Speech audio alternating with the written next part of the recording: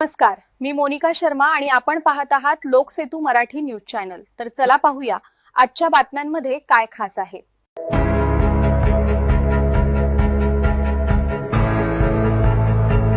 कवडीवर साकारलेली देवीची रूपे। भालेर येथील राधेश पाटील यांचा नवरात्रीतील अनोखा उपक्रम।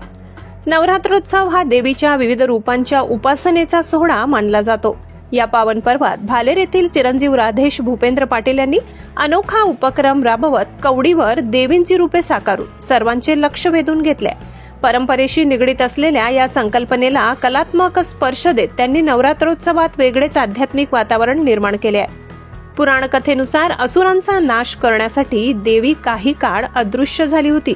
त्यावेळी तिने कवड्यांमध्ये स्वतःला सामावून घेतले।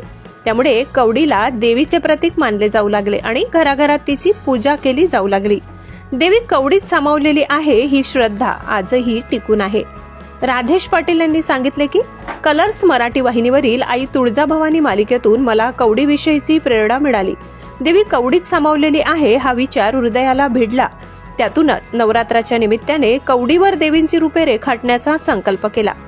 या उपक्रमांतर्गत त्यांनी कवडींवर तुळजापूरची तुळजाभवानी, कोल्हापूरची महालक्ष्मी, माहूरची रेणुका माता, सप्तशृंगी देवी यासह कळश, गजलक्ष्मी, त्रिशूल यासारखी देवीची प्रतीकेही चितारली आहेत।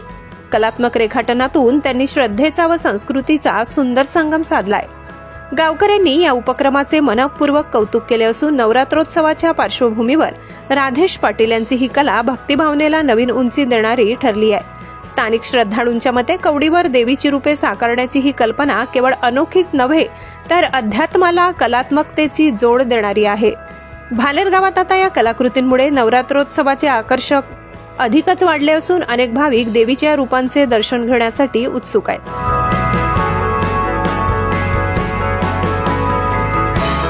लोकसेतू मराठी न्यूज साठी सहसंपादक प्राध्यापक भरत चव्हाण, नंदुरबार।